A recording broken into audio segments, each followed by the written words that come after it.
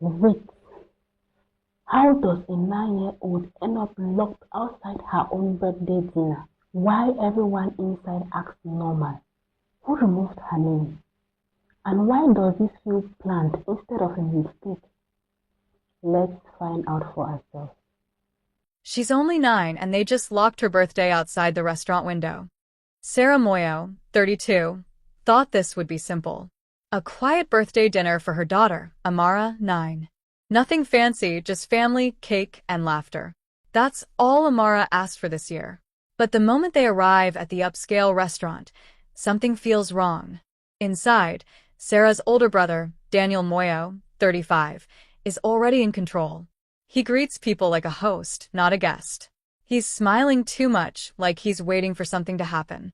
Then comes the first strange shift, staff quietly redirecting seating. Names being checked twice. Chairs subtly moved. Sarah tries to ignore it. Maybe it's just confusion. But then Daniel looks directly at Amara and says, calm as ever, that there is no seat for her inside. No debate. No explanation. Within minutes, Amara is guided outside. Alone. Placed near the glass wall of the restaurant where she can see everything, every laugh, every plate, every candle. And inside, the birthday celebration begins without her. Sarah freezes. Her mind refuses to process it. Why would her own brother do this? Why is no one stopping it? And then she notices something even worse. No one inside looks surprised. Sarah steps toward the door to confront Daniel, but he is already waiting for her reaction, smiling like he planned every second of it. Planned. That was the only word Sarah's mind could settle on. Before we continue with this video, please like, subscribe, and turn on the notification bell for updates. She pushes through the restaurant entrance, trying to steady her voice. Daniel, what is going on? She asks, expecting at least confusion. Maybe even a mistake. Instead, Daniel Moyo, 35, barely turns his head, like she's interrupting something trivial. Relax, he says. It's just seating.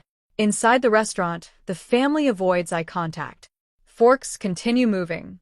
Conversations resume too quickly, too rehearsed. Even the older relatives who should intervene stay silent. That silence hits harder than the exclusion itself. Sarah turns back toward the glass wall.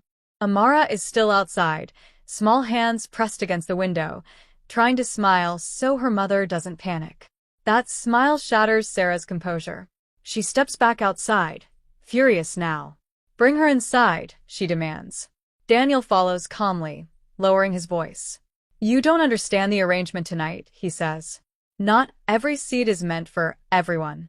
That sentence changes everything. Arrangement, not mistake. Sarah's stomach tightens.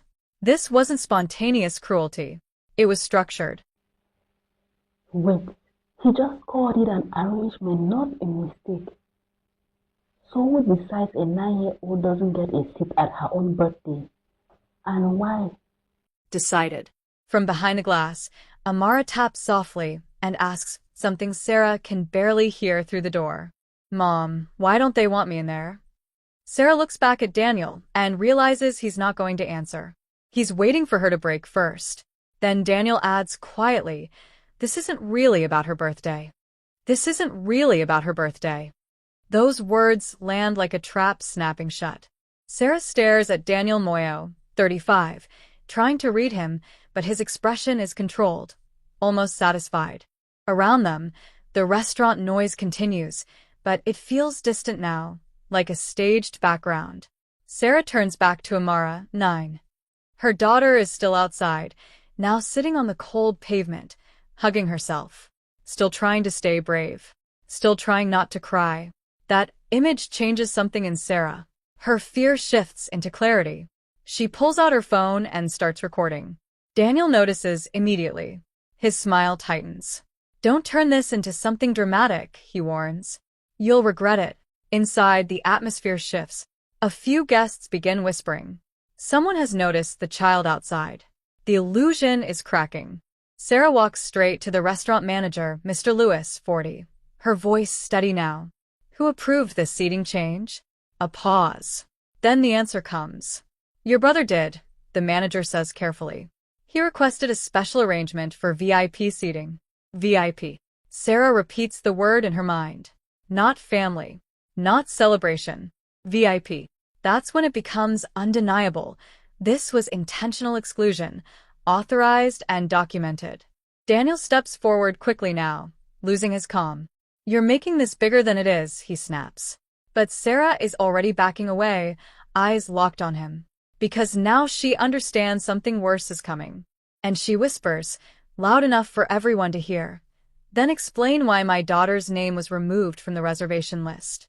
Then explain why my daughter's name was removed from the reservation list. The entire restaurant seems to pause at once. Even the background music feels quieter. Daniel Moyo, 35, stiffens. For the first time, his composure slips. That's not, he starts, but Sarah doesn't let him finish. She turns the phone screen toward Mr. Lewis, 40. The manager hesitates, then nods slowly. It was removed this morning, he confirms. Under instruction from Mr. Moyo. A ripple moves through the room. Guests begin to shift in their seats. Whispering grows louder. A celebration is no longer a celebration. It's turning into an exposure. Outside, Amara, 9, watches through the glass as the energy inside changes. She doesn't understand everything, but she understands enough to stop looking down. Sarah steps back toward the door. Not shouting anymore. Not pleading. Just steady. Daniel tries one last move, raising his voice, claiming miscommunication, trying to reframe everything as a harmless arrangement. But no one is fully listening now. Even the staff avoids his eyes. And then something unexpected happens. A server quietly walks outside, pulls a chair, and places it beside Amara. A gesture. Small but irreversible. Daniel sees it and realizes control is slipping away completely. As Sarah moves toward her daughter, the manager approaches behind her and says quietly, "We have to formally escalate this because what he did violates policy and possibly more. We have to formally escalate this because what he did violates policy and possibly more."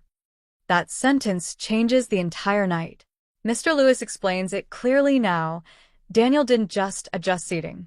He altered a confirmed reservation, removed a minor from an approved booking, and instructed staff to maintain the exclusion. Security logs and staff statements confirm it. There is no ambiguity left. Inside the restaurant, Daniel Moyo, 35, is finally silent. Not angry anymore. Not controlling. Just exposed. Relatives who stayed quiet earlier now start confronting him in low, uncomfortable voices. The social damage begins immediately. Sarah Moyo, 32, doesn't argue further. She walks outside and takes Amara, 9, by the hand. "You did nothing wrong," she says, pulling her close. For the first time that night, Amara believes her. The staff quickly moves to correct what happened. A proper table is set inside. Birthday dessert arrives, this time with real warmth, not awkward silence. Guests who remain watch differently now, no longer complicit, but uneasy witnesses to what unfolded. Daniel is asked to leave the reservation management area and cooperate with a formal investigation initiated by the restaurant. Family members begin distancing themselves from him in real time. Later, Sarah sits with Amara at the table meant for her all along. The candles are finally lit. And this time, no one decides who belongs there except them. If one reservation can be quietly altered and everyone goes along with it, how often does something like this happen? Without anyone recording it or without anyone pushing back at all? Let me know in the comment section what you think of the story.